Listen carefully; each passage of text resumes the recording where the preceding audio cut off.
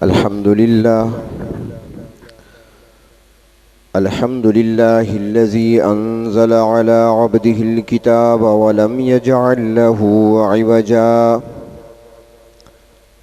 تبارك الذي جعل في السماء بروجا وجعل فيها سراجا وقمرا منيرا وأشهد أن لا إله إلا الله وحده لا شريك له وأشهد أن سيدنا ومولانا محمدًا عبده ورسوله أما بعد فأعوذ بالله من الشيطان الرجيم بسم الله الرحمن الرحيم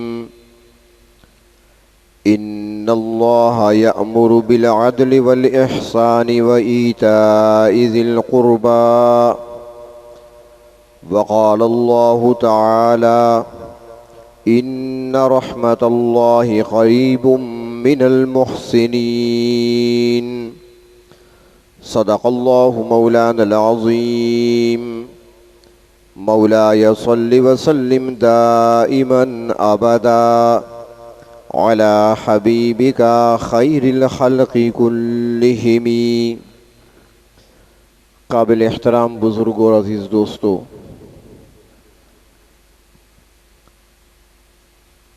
سورۃ النحل کی وہ آیت جو ہر خطیب خطبہ جمعہ میں باقاعدگی سے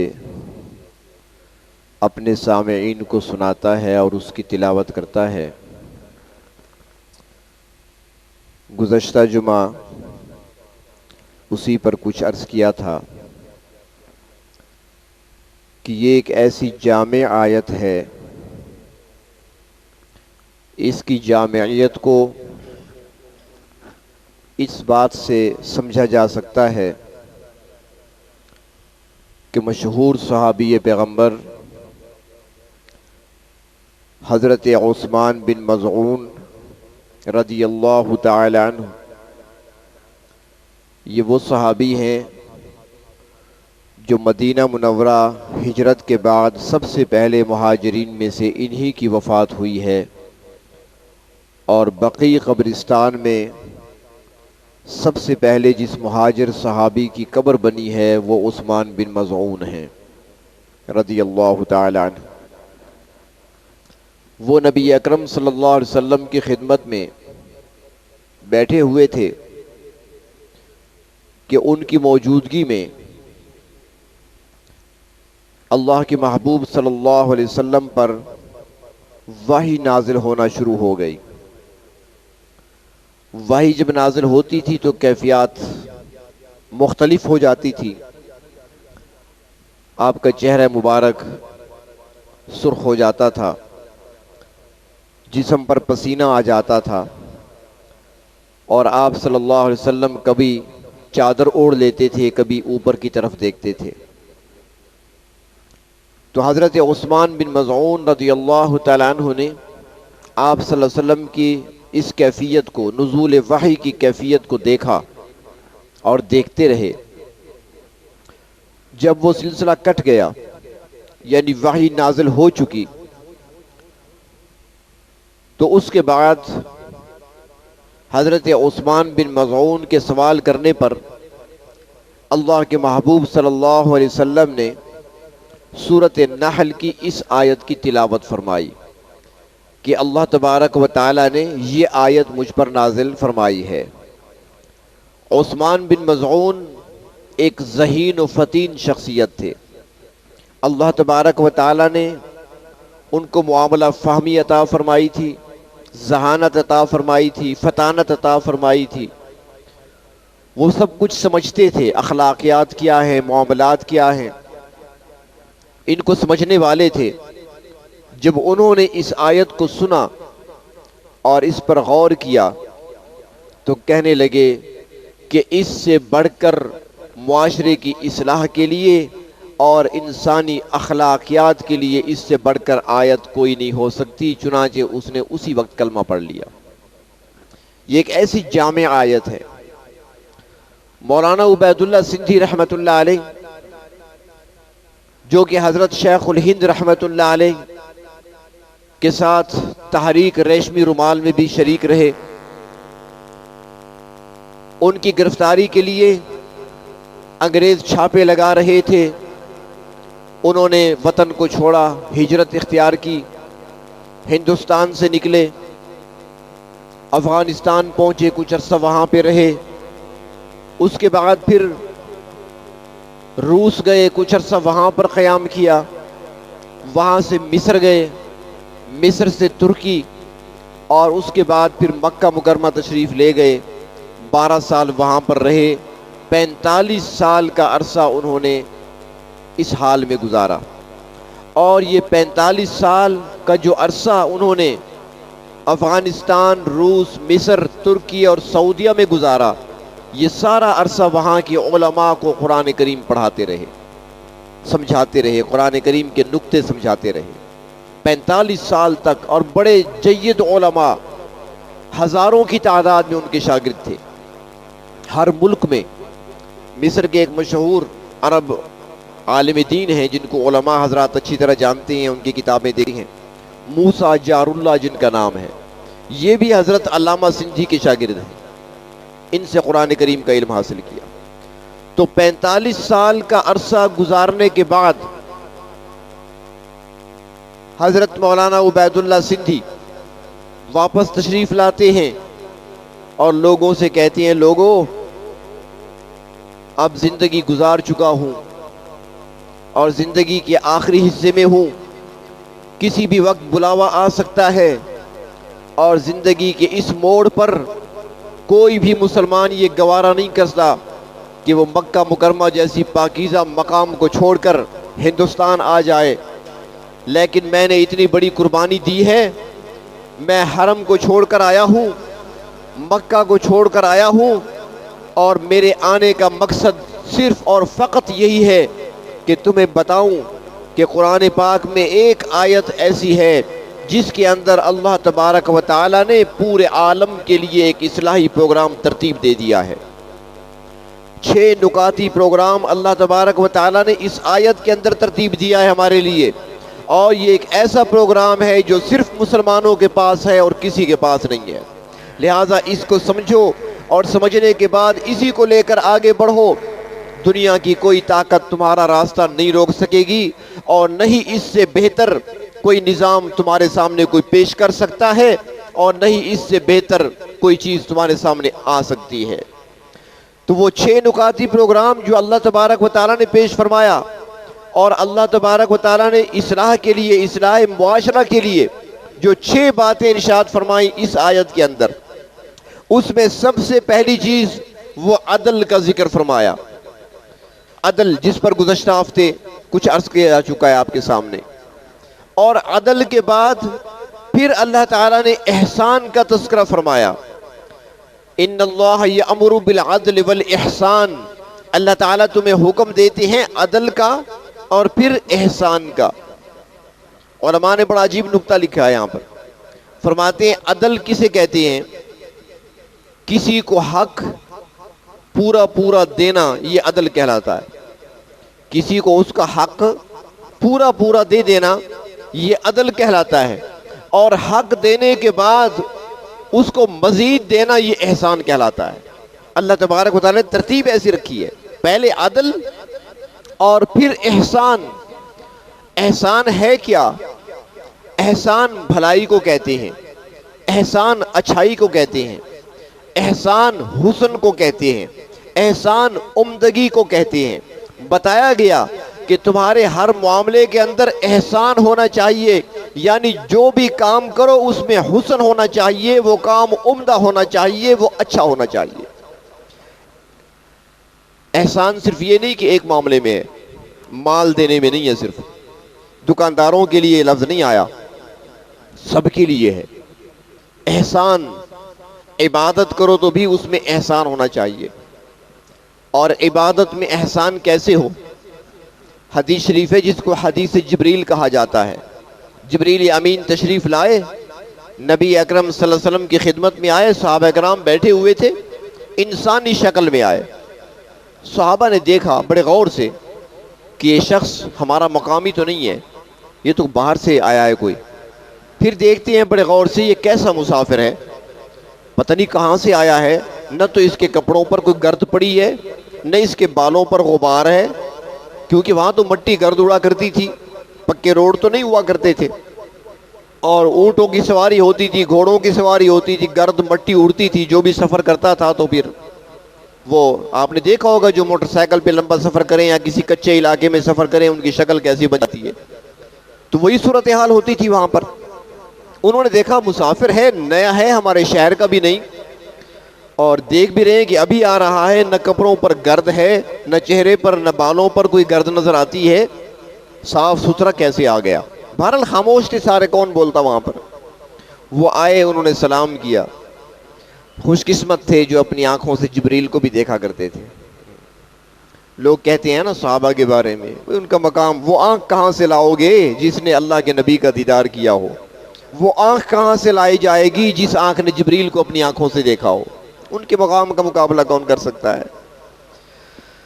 تو بہر طور جبریل امین سلام کر کے اللہ کے محبوب صلی اللہ علیہ وسلم کے سامنے دو زانو بیٹھ گئے اتحیات کی شکل میں، اور اتنا قریب بیٹھے کہ اپنے گھٹنے اللہ کے محبوب صلی اللہ علیہ وسلم کے گھٹنوں کے ساتھ ملا دیے۔ آپ بھی اسی انداز میں بیٹھے ہوئے تھے، کیونکہ بیٹھنے کا باادب طریقہ یہی ہے۔ تو بیٹھ گئے، اور بیٹھنے کے بعد انہوں نے سوال کیا، یا رسول اللہ صلی اللہ علیہ وسلم اسلام کیا ہے؟ آپ نے اس کا جواب دیا تو جبریل امین نے کہا آپ نے ٹھیک کہا۔ صحابہ کرام مزید حیران ہو گئے کہ عجیب بات ہے، سوال بھی کرتا ہے پھر تائید بھی کرتا ہے کہ آپ نے ٹھیک کہا، یہ کیسا مسافر ہے، کیسا سوالی ہے۔ پھر انہوں نے سوال کیا کہ احسان کیا ہے، احسان کے بارے میں سوال کیا، اور سوالات بھی تھے، وہ بتانا مقصود نہیں ہے، جو کام کی بات ہے وہ عرض کر رہا ہوں۔ جبریل امین نے پوچھا احسان کیا ہے؟ اللہ کے رسول صلی اللہ علیہ وسلم نے ارشاد فرمایا اس کے جواب میں، ان تعبد اللہ کأنک تراہ، فرمایا احسان یہ ہے کہ تو اللہ کی ایسے عبادت کر جیسے تم اللہ کو دیکھ رہے ہو۔ اللہ کی ایسی عبادت کرو جیسے تم اللہ کو دیکھ رہے ہو۔ فَإِن لَمْ تَكُنْ تَرَاهُ فَإِنَّهُ يَرَاكَ، فرمایا اگر تم اسے نہیں دیکھ سکتے تو پھر یہ تو کر لو نا کہ وہ مجھے دیکھ رہا ہے۔ یہ احسان ہے۔ ہماری نمازوں میں کہاں ہے یہ احسان؟ ہمیں تو بہت کچھ نظر آتا ہے نمازوں میں، جب نماز پہ کھڑے ہوتے ہیں نا، اپنی دکان نظر آتی ہے، اپنا گھر نظر آتا ہے، ساری چیزیں یاد آتی ہیں، ساری باتیں نظر آتی ہیں، اللہ کی طرف دھیان ہی نہیں ہوتا۔ وہ اور لوگ تھے، حضرت حسن بصری رحمۃ اللہ علیہ نماز پڑھ رہے ہیں، اوپر سے کوئی چیز گری، اور گری ایسی کہ ان کے پاؤں کی طرف آئی، ان کی انگلیاں کٹ گئیں۔ نماز پڑھ رہے ہیں، نماز مکمل ہوئی، سلام پھیرا، کسی نے کہا حضرت اٹھیں، نیچے خون بہ رہا ہے۔ خون کہاں سے آ گیا؟ جب دیکھا تو انگلیاں کٹی ہوئی تھی۔ پوچھنے والے نے پوچھا حضرت پتہ نہیں چلا؟ اس نے کہا پتہ تو ایسا چلا میرے سامنے کوئی چیز آئی تھی، پتہ نہیں کیا تھا وہ۔ یہ نماز تھی، یہ احسان والی نماز تھی۔ حضرت زین العابدین رحمت اللہ علیہ، زین العابدین حضرت حسین رضی اللہ تعالیٰ عنہ کے صاحبزادے ہیں، نماز پڑھ رہے ہیں، آگ لگ گئی محلے میں، یا ان کے گھر کی طرف آگ بڑھ رہی تھی، شور شرابہ، لوگ پانیاں بالٹیاں بھر بھر کر لا رہے ہیں آگ بجھانے کی کوشش میں، ان کو آوازیں دے رہے ہیں حضرت آگ لگ گئی آپ کے گھر میں، یہ نماز پہ کھڑے ہیں۔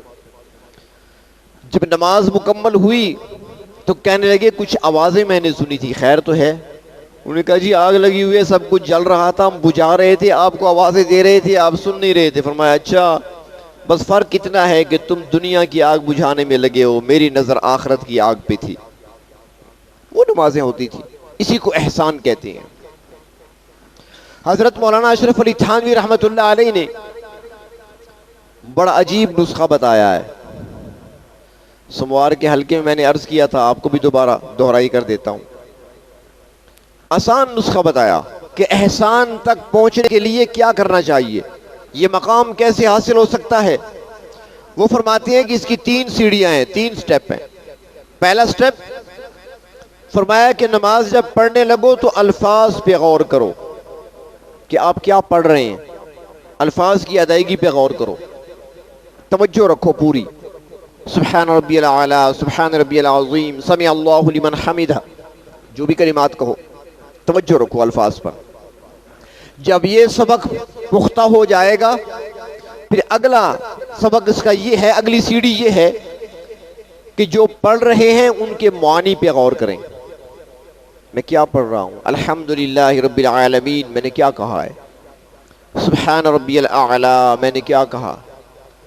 سجدے میں سر رکھ کر پاک ہے میرے پروردگار بہت بلند و برتر ہیں، سبحان ربی العظیم پاک ہے میرے پروردگار بہت بڑے ہیں، بڑی عظمت والے ہیں، سمع اللہ لمن حمدہ سن لی ہے میرے پروردگار نے جو اس کی حمد و ثنا بیان کی گئی۔ ترجمے کی طرف غور، اور جب پھر ترجمے کی طرف غور کیا جائے گا تو اس کے بعد پھر اللہ تبارک و تعالیٰ کا دھیان نصیب ہوگا، اور اسی کو احسان کہتے ہیں۔ پہلے الفاظ پہ غور کرنا، پھر معانی پہ غور کرنا، پھر دھیان نصیب ہوگا۔ تو پہلی مشق تو ہم شروع کر لینا، والذین جاہدوا فینا لنہدینہم سبلنا، اللہ تعالیٰ چھوڑیں گے نہیں۔ اللہ تعالیٰ فرماتے ہیں تم تھوڑی سی کوشش تو کرو نا، آگے قدم تو بڑھاؤ، میری رحمت تمہیں تھام لے گی، آگے راستے میں آسان کر دوں گا، تم چلو تو صحیح، ذرا کھڑے تو ہو جاؤ، ارادہ تو کر لو، نیت تو کر لو، عزم تو کرو۔ راستے کھولنا اللہ تبارک و تعالیٰ کا کام ہے۔ تو فرمایا کہ احسان کا پہلا درجہ تو یہ ہے کہ عبادت میں احسان ہو، اور جو میں نے عرض کر دیا، اور پھر ہر عبادت میں ایسے ہو، زکوٰۃ دے رہے ہیں آپ، حج کر رہے ہیں، عمرہ ادا کر رہے ہیں، کوئی بھی کام کر رہے ہیں، نفل عبادت ہے، فرض ہے، واجب ہے، جو بھی ہے، کہ میرے اللہ مجھے دیکھ رہے ہیں۔ صحابہ اکرام کو یقین ہو گیا تھا، اللہ کے محبوب صلی اللہ علیہ وسلم کی زبان مبارک سے نکلے ہوئے جملے پر صحابہ اکرام کو یقین تھا، ہمیں یقین نہیں ہے، زبان سے ہم کہتے ہیں لیکن ہے نہیں۔ ان کو یقین تھا کہ جو آپ نے فرمایا بعین ہی اسی طرح ہے اور ہوگا۔ نبی اکرم صلی اللہ علیہ وسلم گھر تشریف لائے، ام المومنین حضرت عائشہ صدیقہ رضی اللہ تعالی عنہا کے ہاتھ میں درہم ہے، ریت کے ساتھ اس کو مانج رہی ہیں، رگڑ رگڑ کر صاف کر رہی ہیں، ایک درہم ہے، چاندی کا سکہ ہے۔ اللہ کے محبوب نے دیکھا، فرمایا عائشہ کیا کر رہی ہو؟ سکے بھی کوئی دھوتا ہے؟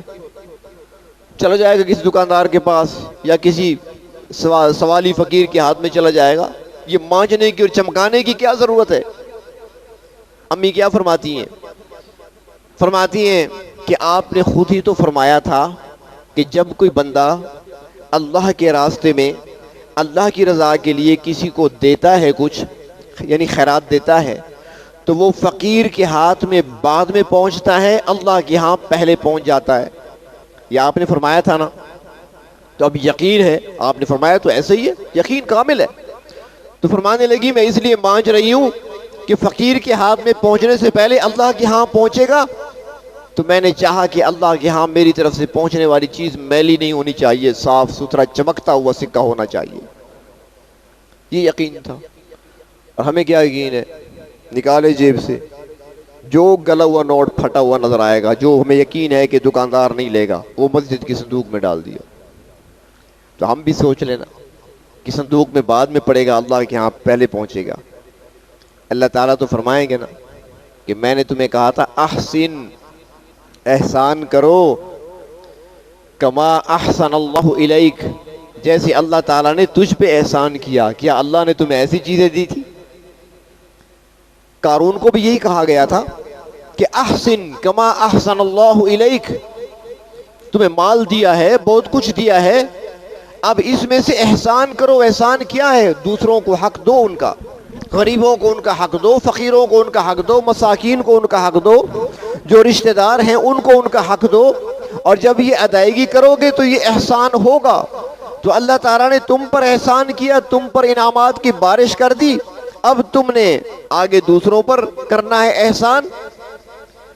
تو احسان عبادت میں اور اس کے بعد احسان معاملات کے اندر، ہر معاملے میں احسان، یعنی ہر کام کو عمدگی سے کرنا، ہم ہر کام کے اندر اچھائی کے پہلو کو سامنے رکھنا.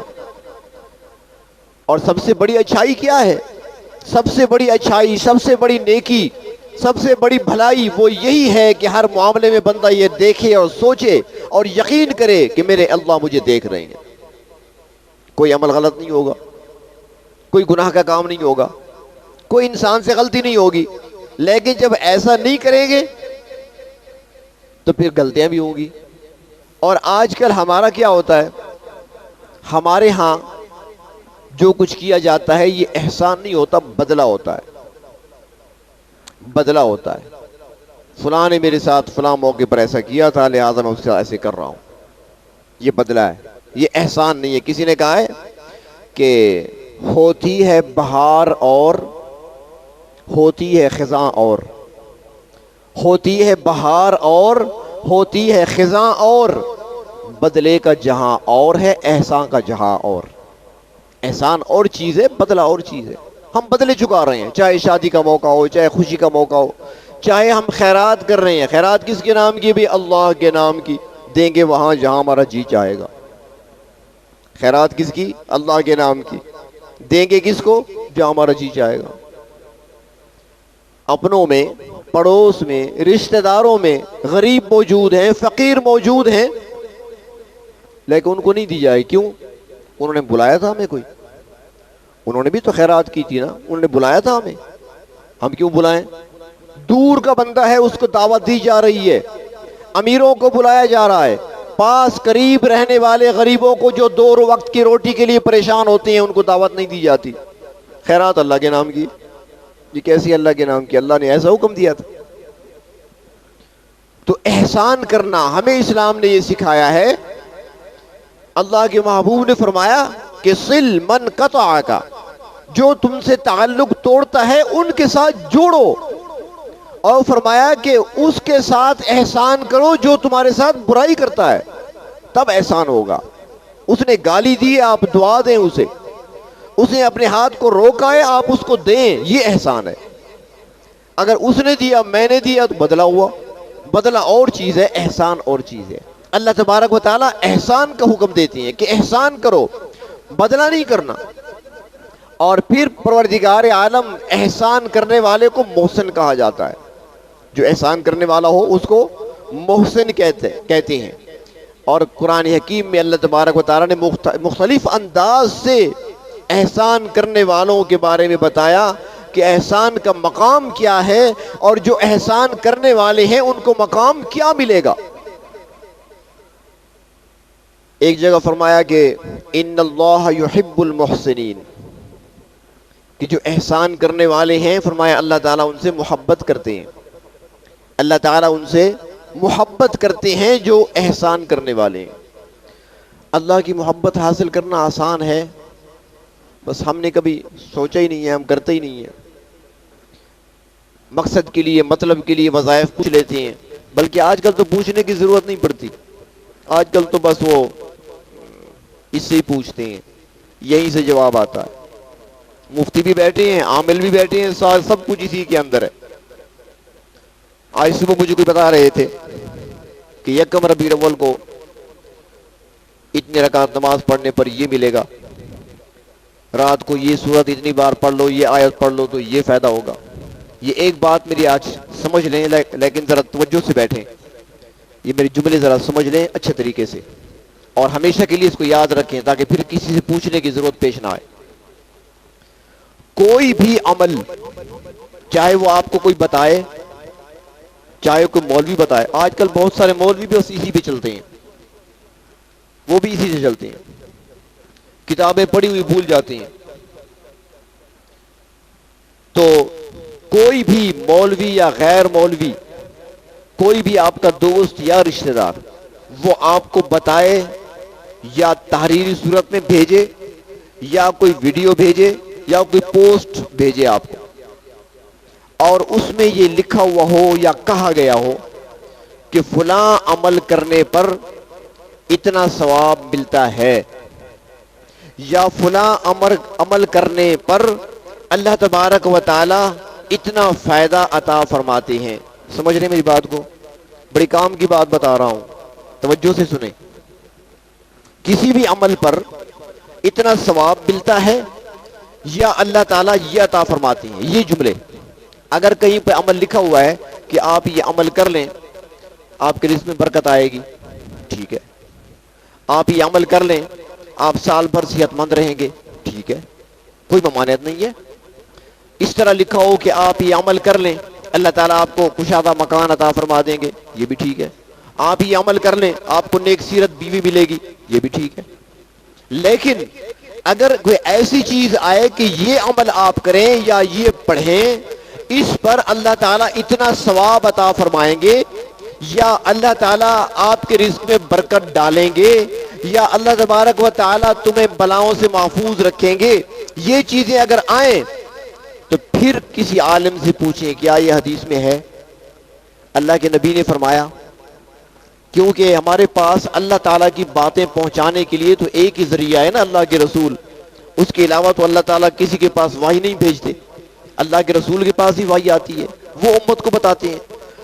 اگر کوئی حدیث موجود ہے تو ٹھیک ہے، اگر حدیث موجود نہیں ہے تو یہ آپ کو پوسٹ بھیجنے والا، ویڈیو آپ سے شیئر کرنے والا یہ اللہ پر الزام لگا رہا ہے. اور قرآن حکیم میں اللہ فرماتی ہیں فَمَنْ أَظْلَمُ مِمَّنِ افْتَرَىٰ عَلَى اللَّهِ كَذِبًا، اس سے بڑھ کر ظالم کون ہو سکتا ہے جو جھوٹ کی نسبت اللہ کی طرف کرتا ہے. کیونکہ ثواب دینا یہ اللہ کا کام ہے، برکت ڈالنا اللہ تعالیٰ کا کام ہے. جب اللہ نے نہیں فرمایا کہ میں ثواب دوں گا اور میں کہوں کہ اللہ ثواب دیں گے تو یہ اللہ پر میں نے جھوٹ باندھا ہے. سمجھ گئے میری بات کو؟ ایک مثال سمجھیں.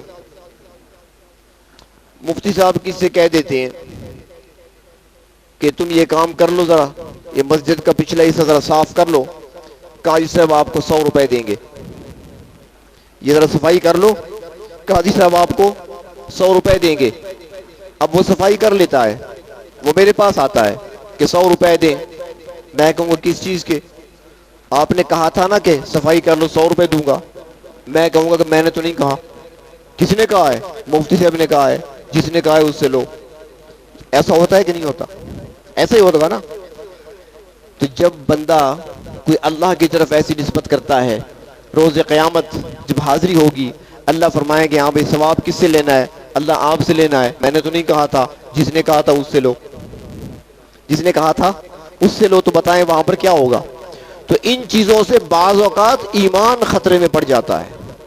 میں بارہا یہ بات عرض کر چکا ہوں کہ خدا را ان چیزوں سے اپنے آپ کو بچائیں. حدیث شریف میں آتا ہے قرب قیامت ایسا زمانہ آئے گا شام کو بندہ مسلمان ہوگا، جب صبح اٹھے گا تو کافر ہوگا. صبح کو مسلمان ہوگا، جب شام ہوگی تو ایمان سے خالی ہوگا.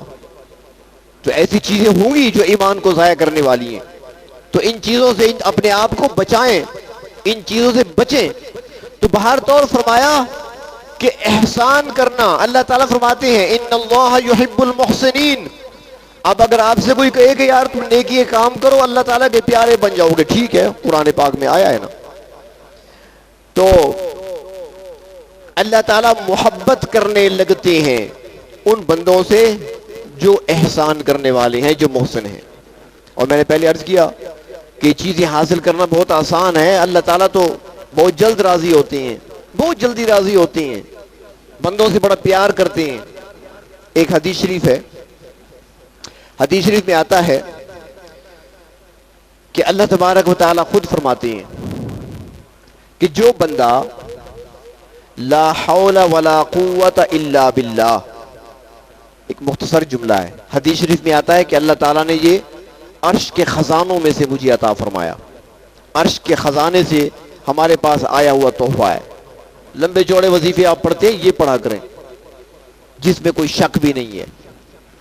فرمایا کہ جو آدمی صبح کے وقت پڑھتا ہے لا حول ولا قوت الا باللہ کتنی مرتبہ؟ 10 مرتبہ. ٹائم کتنا لگے گا؟ 1 منٹ شاید پورا نہ لگے. 10 مرتبہ صبح کے وقت لا حول ولا قوت الا باللہ. تو فرمایا اللہ تعالیٰ نے کہ میں اسے اپنے غصے سے بچا لیتا ہوں. یعنی میرا اس پر غصہ نہیں ہوگا.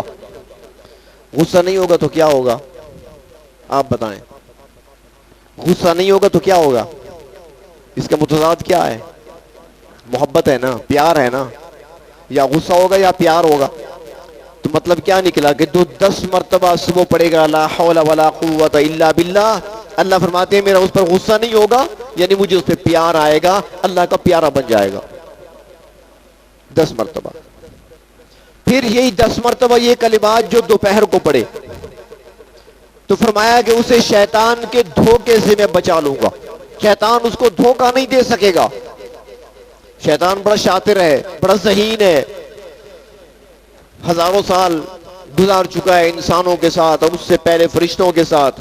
انبیاء علیہ السلام کو بھی دیکھا ہے، بڑے بڑے ذہینوں کو اس نے دیکھا ہے.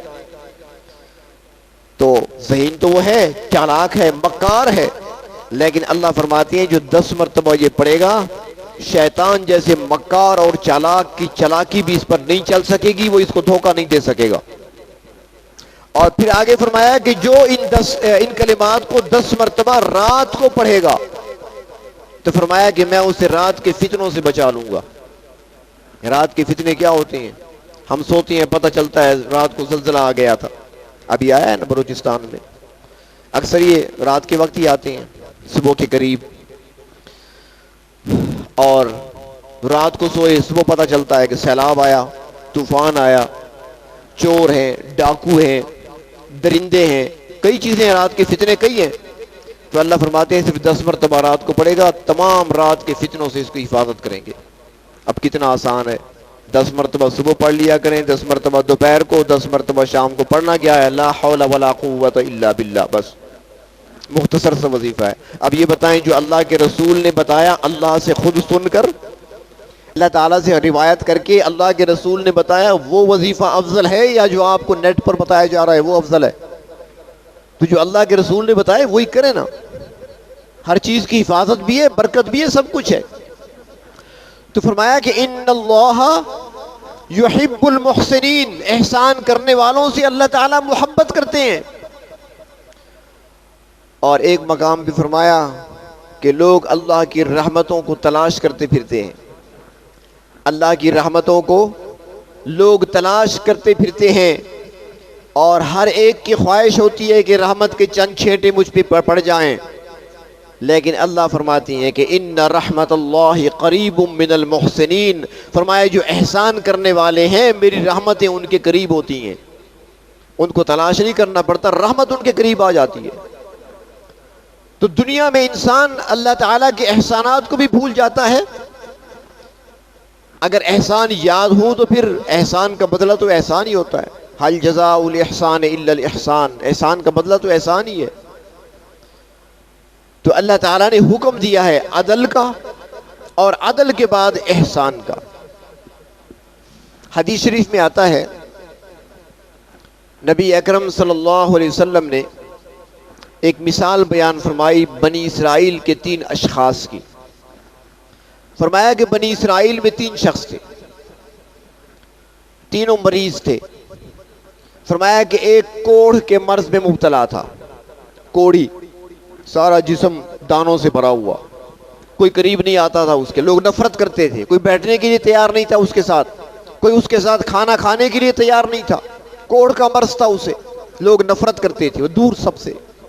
اور ساتھ غربت بھی، پاس بھی کچھ نہیں تھا، کیونکہ جب ایسا مرض ہے تو وہ کمائے گا کیا، محنت کہاں کرے گا، اسے مزدور لے کر بنا کر کون لے جائے گا. دوسرا فرمایا کہ گنجا تھا جس کے بال نہیں تھے، تو اس سے بھی لوگ اچھا نہیں سمجھتے تھے، اپنے ساتھ نہیں بٹھاتے تھے، کہیں ہمیں یہ مرض نہ لگ جائے، ہمارے بال نہ اڑ جائیں، وہ بھی لوگوں سے الگ تھلگ. اور تیسرا فرمایا کہ اندھا تھا. یہ 3 اشخاص تھے، الگ الگ رہتے تھے، یہ نہیں کہ ایک کمرے میں بیٹھے ہوئے تھے. وہ اپنے علاقے میں رہتا، وہ اپنے علاقے میں، ایک مریالی میں رہتا تھا، تو دوسرا جو ہے وہ دریا خان میں تھا، اور تیسرا جو ہے ملتان کے کسی قصبے میں تھا. مختلف جگہوں پر تھے. اللہ تبارک و تعالیٰ کو مقصود ہوا کہ ان کا امتحان لیا جائے. ایک فرشتے کو انسانی شکل میں بھیجا گیا. سب سے پہلے وہ فرشتہ آیا اس کوڑھ کے مرض والے کے پاس، اور اس سے آ کر پوچھا کہ ہاں بھائی سناؤ، گزران کیسی ہے، وقت کیسے گزر رہا ہے. اس نے کہا یار کیا پوچھتے ہو، لوگ مجھ سے نفرت کرتے ہیں، کوئی مجھے اپنے ساتھ بٹھانے کے لیے تیار نہیں ہے، لوگ خیرات کرتے ہیں، دعوتیں کرتے ہیں، ایک دوسرے کو بلاتے ہیں، سارا شہر جا رہا ہوتا ہے، ہم دیکھ رہے ہوتے ہیں، ہم کسی دعوت میں شریک نہیں ہو سکتے، نہ کوئی کھانے پر بلاتا ہے، نہ کوئی اپنے گھر آنے دیتا ہے، نہ ہمارے پاس کوئی آتا ہے، نہ ہم کہیں جا سکتے ہیں، ایسی نفرت انگیز زندگی گزار رہے ہیں ہم، اور ساتھ غربت بھی ہے، پاس بھی کچھ نہیں، کبھی کچھ مل جاتا ہے کھانے کو، کبھی بھوکی رات گزار لیتے ہیں۔ تو اس نے کہا اچھا میں دعا کر لیتا ہوں کہ اللہ تعالیٰ تمہیں صحت کاملہ عطا فرما دے اور میری دعائیں قبول ہوتی ہیں۔ اس نے کہا اگر دعائیں آپ کی قبول ہوتی ہیں تو میرے لیے دعا کر دیں۔ انہوں نے دعا کر دی، اللہ تعالیٰ نے مرض کو ہٹا دیا۔ وہ فرشتہ تھا، آزمائش تھی، امتحان تھا، جسم صاف ہو گیا اس کا۔ اس نے کہا اچھا یہ بتاؤ تمہیں پسند کیا ہے، جانوروں میں سے کون سا جانور پسند کرتے ہو؟ اس نے کہا مجھے اونٹ بڑے پسند ہیں۔ تو فرشتے نے ایک گابن اونٹنی دے دی کہ یہ بھی رکھو اپنے پاس، بچہ جنے گی اور اس کے بعد پھر اس کا دودھ بھی پیتے رہنا اور چراتے بھی رہنا اور مال کو بڑھاتے بھی رہنا۔ وہاں سے چلا گیا، اس شخص کے پاس آئے جو گنجا تھا، سلام کیا، اس کے پاس بیٹھ گئے، ہاں بھائی سناؤ وقت کیسے گزر رہا ہے؟ اس نے کہا یار کیا پوچھتے ہو، بس لوگ نفرت کرتے ہیں، اپنے قریب کوئی نہیں آنے دیتا، بس تنہائی میں پڑا ہوں، زندگی کے دن گزار رہا ہوں، پریشانی ہے، ہر وقت پریشانی میں رہتا ہوں، اور ساتھ غربت بھی ہے، میرے پاس بھی کچھ نہیں، نہ کھانے کو ہے نہ پینے کو ہے۔ اس نے کہا اچھا میں دعا کر لیتا ہوں، اللہ تعالیٰ آپ کو شفا عطا کر دیں گے، لیکن یہ بتاؤ پسند کیا کرتے ہو، جانوروں میں سے کون سا جانور پسند ہے تمہیں؟ اس نے کہا جی مجھے تو گائے بہت پسند ہے۔ ٹھیک ہے، دعا کر دی، بال نکل آئے، داڑھی بھی آ گئی اور مونچھیں بھی اور سر کے بال بھی، اور جوان بن گیا۔ تو اس کو ایک گابن گائے دے دی، ہاں بھائی دودھ بھی پیو، استعمال کرو اسے۔ اس کے بعد اندھے کے پاس آیا وہ فرشتہ انسانی شکل میں، اس سے یہ گفتگو ہوئی، تو اس نے بھی شکوہ کیا کہ میرا جی چاہتا ہے، لوگ تعریفیں کرتے ہیں، دنیا ایسی خوبصورت ہے، آسمان ایسے بلند ہے، رات کو ستارے چمکتے ہیں، چاند ایسے روشن ہوتا ہے، سورج ایسی تابناکی لے کر طلوع ہوتا ہے، سبزہ ہوتا ہے ایسے رنگ کا، مختلف رنگ ہیں دنیا میں پھیلے ہوئے، میں نے کوئی رنگ نہیں دیکھا، نہ سورج دیکھا ہے، نہ چاند دیکھا، نہ ستارے دیکھے، میرا بھی جی چاہتا ہے میں کچھ دیکھوں، دنیا دیکھوں، آ گیا ہوں دنیا میں تو کچھ نظارے بھی تو دیکھوں، لیکن اندھا ہوں، بینائی نہیں ہے، اور ساتھ غربت بھی ہے۔ اس نے کہا میں دعا کرتا ہوں آپ ٹھیک ہو جائیں گے، اور جانوروں میں سے کون سا جانور پسند ہے؟ اس نے کہا مجھے بکریاں بڑی اچھی لگتی ہیں، وہ شریف ہوتی ہیں۔ ٹھیک ہے، دعا کر دی، اس کی آنکھیں ٹھیک ہو گئی، دنیا دیکھ لی اس نے، بکری اس کو دے دی، فرشتہ چلا گیا۔ ایک وقت گزرا، حدیث شریف میں آتا ہے کہ اللہ تعالیٰ نے تینوں کے اموال میں ایسی برکت عطا فرمائی، جس کو اونٹنی ملی تھی کچھ عرصے کے بعد پوری وادی اونٹنیوں سے بھر گئی، اللہ نے ایسی برکت دی، اور جس کو گائے ملی تھی اس کی پوری وادی گایوں سے بھر گئی، اور جس کو بکری ملی تھی اس کی وادی بکریوں سے بھر گئی، برکت دے دی اللہ نے۔ کچھ عرصے کے بعد پھر امتحان تھا، جو کہ فرشتہ پھر آ گیا انسانی شکل میں، فقیر بن کر آیا، جو کوڑھ کا مریض تھا پہلے اس کے پاس آیا، وہ سیٹھ بنا ہوا تھا، اب تو بنگلہ کوٹھی تھی اس کی، تو فقیر نے سوال کیا اللہ کے نام پر کچھ دو۔ اس نے کہا بھاگ جاؤ، کہیں اور چلے جاؤ، کہیں اور چلے جاؤ۔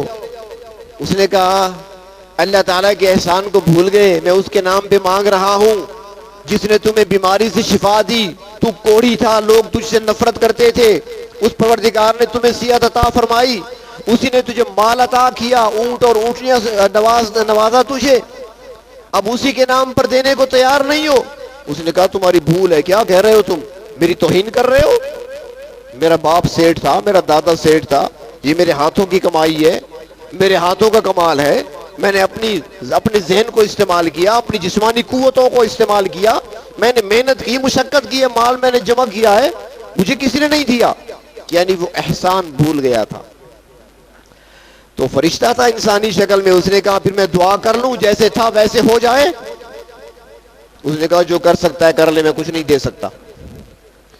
تو وہیں پر اللہ تبارک و تعالیٰ نے کوڑھ کا مرض اس کو فوراً عطا کر دیا، اور جو مال دیا تھا سارے کا سارا ضائع ہو گیا۔ شام کو ایک بھی اونٹنی واپس نہ آئی، نہ کوئی اونٹ واپس آیا۔ دوسرے کے پاس فرشتہ پہنچتا ہے، اسی صورت میں آ کر سوال کرتا ہے، وہ بھی یہی جواب دیتا ہے، وہ بھی احسان بھول چکا تھا، بجائے اب احسان کا بدلہ احسان کے ذریعے چکانے کے انکار کر بیٹھا۔ اللہ تعالیٰ نے کیا فرمایا؟ احسن کما احسن اللہ الیک، احسان کرو جیسا کہ اللہ نے تجھ پہ احسان کیا ہے۔ اللہ کا حکم تو یہ ہے، کہ بھول چکے۔ تو اس کے ساتھ بھی یہی معاملہ ہوا، تو دوبارہ وہ بھی گنجا ہو گیا اور سارا مال اس کا بھی ضائع ہو گیا۔ اب وہ فرشتہ تیسرے کے پاس آتا ہے، حدیث شریف میں آتا ہے، اللہ کے محبوب صلی اللہ علیہ وسلم نے یہ واقعہ بیان فرمایا بنی اسرائیل کا۔ فرمایا کہ جو اندھا تھا پہلے اس کے پاس آیا فقیر، آ کر سوال کیا اور اس سے کہا کہ میں اللہ کے نام پر مجھے کچھ چاہیے، مدد کرو میری۔ تو وہ کہنے لگا کہ بڑا نام لے لیا تو نے، جس کے نام پر تو نے مانگا ہے اسی نے سب کچھ دیا ہے۔ میرے پاس تو کچھ نہیں تھا، میں تو اندھا تھا، مجھے تو کچھ نظر ہی نہیں آتا تھا، میں تو فقیر تھا، مجھے تو خیرات بھی نہ ملتی تھی، میرے اللہ نے مجھے نوازا، مجھے آنکھیں عطا فرمائی، بینائی عطا فرما دی، یہ مال سارا میرے اللہ نے دیا ہے، برکت دی ہے۔ اس کے نام پر تم نے سوال کیا، یہ وادی میں جو بکریاں نظر آتی ہیں ساری اللہ نے مجھے دی ہیں، جتنی مرضی یہاں سے پکڑ کر لے جاؤ۔ فرشتے نے کہا کہ ہمیں بکری نہیں چاہیے، آزمائش تھی اور تم امتحان میں کامیاب ہو چکے ہو، تمہاری بکریاں بھی تمہیں مبارک ہوں، تمہاری صحت اور جوانی بھی تمہیں مبارک ہو۔ تو اللہ تبارک و تعالیٰ نے اس کے مال میں اور برکت عطا فرمائی۔